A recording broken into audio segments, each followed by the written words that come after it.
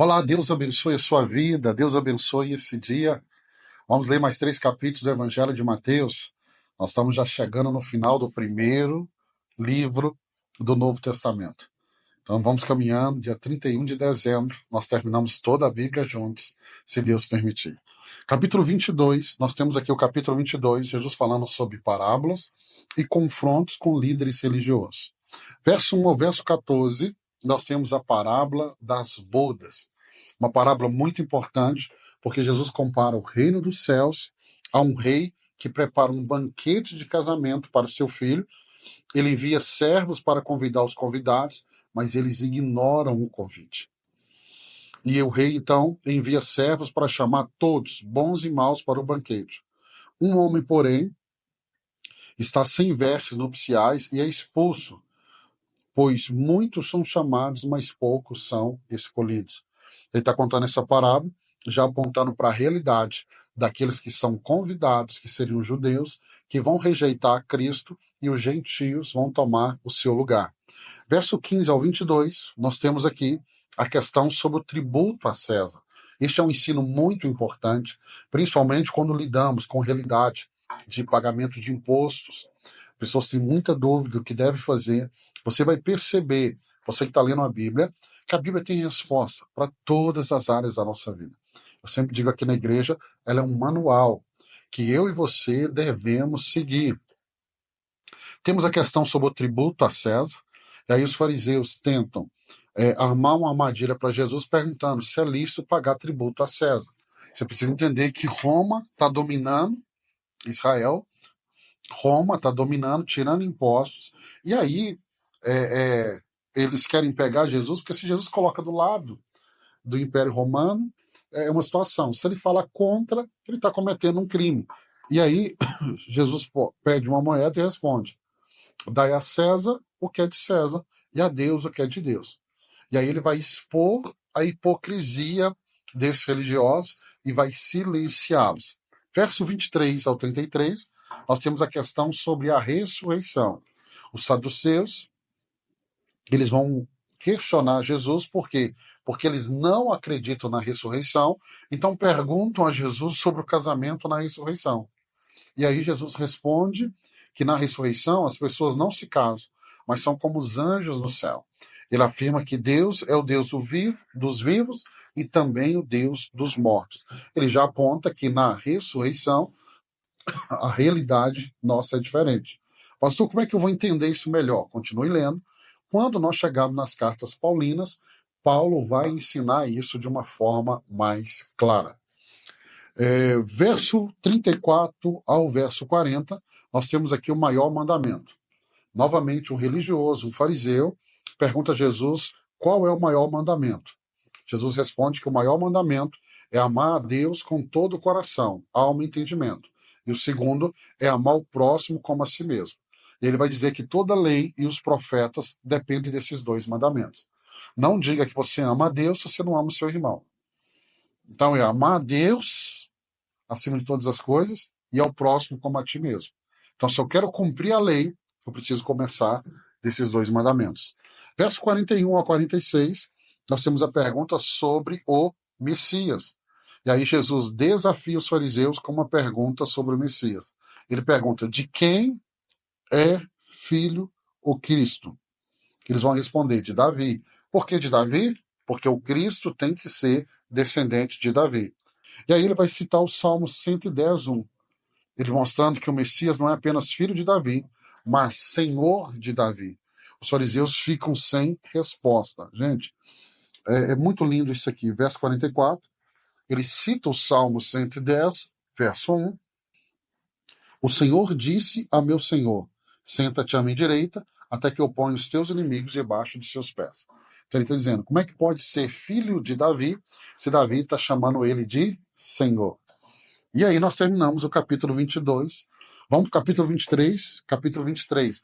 Nós temos as denúncias contra os escribas e fariseus.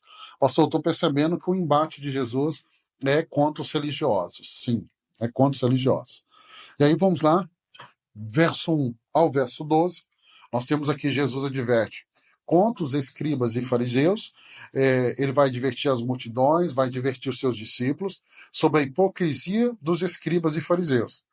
Eles ensinam a lei, mas não a praticam.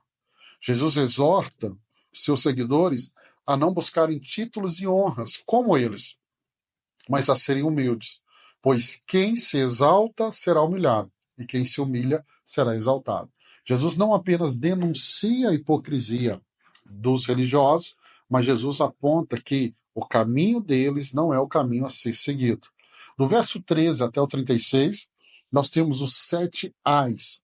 Você vai lembrar que esses ais apareceram no Velho Testamento. Era um julgamento de Deus, quando Deus julgou Sidom, Tiro, esses ais. E aí, esses ais contra os escribas e fariseus. Jesus vai pronunciar 7 ais contra os líderes religiosos. Ele diz assim: ai de vocês que fecham o reino dos céus aos homens. Por quê? Porque eles dificultavam tanto a entrada das pessoas que estava se tornando impossível. E a religião faz muito isso. A religião faz muito isso. Ele continua dizendo: ai de vocês que fazem proselitismo, mas torna os convertidos piores. Ou seja, em vez de levar as pessoas ao caminho de transformação, eles estão apenas capturando essas pessoas para a sua religião e fazem elas piores do que antes. Ele diz: ai de vocês que fazem juramentos insinceros. Nós temos no Velho Testamento, Provérbios, Salomão nos orientando a não sermos apressados em fazermos esses juramentos. Ele diz: ai de vocês que negligenciam justiça, misericórdia e fé. Ou seja, eu digo que eu amo a Deus, mas eu não amo meu irmão. Eu não exerço misericórdia, eu não exerço justiça. Se eu sou um cristão, eu preciso levantar essa bandeira de justiça, de misericórdia. Ele diz: ai de vocês que preocupam com a limpeza exterior, mas por dentro estão cheios de ganância. Ou seja, é uma realidade de explicar melhor que nós vemos hoje. Por exemplo, no Instagram, todo mundo é bonito, todo mundo tem uma vida perfeita. Nós devemos tomar muito cuidado disso, porque os religiosos tentavam mostrar uma aparência, mas na verdade o interior deles eram sujos. Ele diz: ai de vocês que parecem justos por fora, mas estão cheios de hipocrisia por dentro. Mais uma vez, Jesus está dizendo. Ou seja, aquele padrão religioso que você olha e fala: esse homem é um homem santo, essa mulher é uma mulher santa. Mas, na verdade, são hipócritas. E ele termina dizendo: ai de vocês que edificam túmulos para os profetas, mas são filhos do que os mataram. É muito interessante que o profeta ele tem valor só depois que morre. E eles fazem o túmulo para os profetas, querem honrar os profetas, mas, na verdade, eles estão matando os profetas. Ok? Eles estão matando os profetas. Verso 37 ao 39, nós temos o lamento de Jesus sobre Jerusalém. Jesus está vendo ali a cena que vai acontecer em Jerusalém no ano 70 depois de Cristo, quando Jerusalém vai ser destruída pelos romanos. E aí a gente vê que Jesus tentou, de todas as maneiras, cuidar delas, como uma galinha que cuida dos seus pintinhos, que põe debaixo da sua asa, mas eles não aceitaram. Vamos para o capítulo 24, que termina a nossa leitura de hoje. Capítulo 24, nós temos o sermão profético sobre o fim dos tempos. Isso é muito interessante. Verso 1 ao 2, ele anuncia a destruição do templo. Jesus e os discípulos deixam o templo e os discípulos comentam sobre a grandeza do edifício. E aí Jesus profetiza que o templo será completamente destruído, sem deixar pedra sobre pedra. Isso vai acontecer no ano 70 depois de Cristo. Verso 3 ao 14, Jesus fala dos sinais do fim dos tempos. Leia o capítulo 24 com muita calma. Lista aqui os sinais. E aí, no Monte de Oliveira, os discípulos perguntam a Jesus sobre o sinal da sua vinda e sobre o fim dos tempos. Jesus alerta sobre falsos cristos, guerras, fomes, pestes, terremotos. Mas ele diz que são apenas os princípios das dores. E ele também adverte sobre a perseguição aos crentes e a multiplicação da maldade, mas aqueles que perseverarem até o fim serão salvos. Olha os sinais, olha os sinais. Ele fala aqui, olha, falsos cristos, guerras, fomes, pestes, terremotos. Basta você abrir o jornal e você vai perceber que esses sinais estão acontecendo. Pastor, eles sempre aconteceram.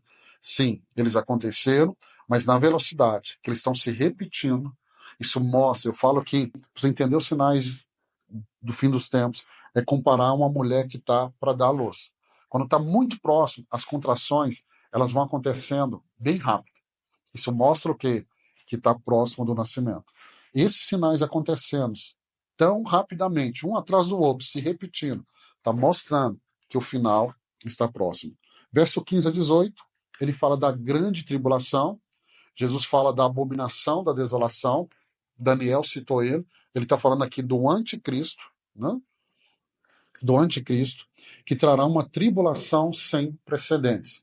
Dependendo da linha teológica que você seguir, muitos vão acreditar que é um período de 7 anos, 7 anos, eu concordo com isso, e alguns vão acreditar que a igreja não passa pela grande tribulação, que ela é arrebatada antes.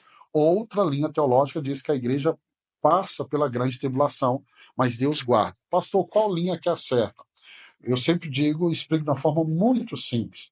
Se você acredita que você vai ser arrebatado antes da tribulação, porque você está pronto para Jesus te levar. Caso essa linha teológica não seja certa, você está pronto para subir aos céus, você está pronto também para passar pela grande tribulação. Eu quero aprender mais. Nós temos um seminário teológico que pode te ajudar muito, muito sobre isso. Muito. E aí, ele também adverte sobre falsos cristos e falsos profetas que surgirão. Eles vão realizar sinais e prodígios para enganar. E se possível, engana até os eleitos. Então a gente vê que nós estamos vivendo um tempo, o final do tempo, como está descrito aqui em Mateus 24. Verso 29 a 31, ele fala sobre a vinda do Filho do Homem. Jesus descreve a sua segunda vinda. Ele fala que o sol escurecerá, a lua não dará sua luz, as estrelas cairão e os poderes do céu serão abalados. O Filho do Homem aparecerá nas nuvens com grande poder e glória, e os anjos reunirão os eleitos de todas as partes da terra. Quando lemos Apocalipse, vamos lembrar desses textos aqui, vamos fazer essa ligação. Verso 32 a 51, a parábola da figueira e o chamado à vigilância. O capítulo 24 termina, Jesus usa a figueira como uma parábola, assim como as folhas indicam o verão, os sinais indicam que o fim está próximo. No entanto, o dia e a hora da sua vinda são desconhecidos, e Jesus adverte seus seguidores. Verso 51, só para a gente terminar aqui, ó. Verso 50, o Senhor daquele servo virá num dia em que ele não espera, e numa hora que ele não sabe. Ele o punirá severamente, ele dará lugar com os hipócritas, onde haverá choro e ranger de dentes. Então, quando chegamos no final do capítulo 24, nós vemos todos esses sinais do fim, ou seja, da volta de Jesus. Pastor, eu tenho medo da volta de Jesus. Não tenha. Se você tem Jesus no coração, se você nasceu de novo, a volta dele não é para trazer medo para você, é para trazer medo para quem não tem Jesus. Para nós que temos Jesus, a nossa oração é Maranata. Ora vem, Senhor Jesus. Deus abençoe sua vida. Amanhã nós vamos terminar o Evangelho de Mateus. Deixa eu adiantar. Nós temos que ler amanhã capítulo 25, 26, 27 e o capítulo 28. Amanhã serão 4 capítulos e assim nós encerramos o primeiro livro do Novo Testamento. Deus abençoe sua vida.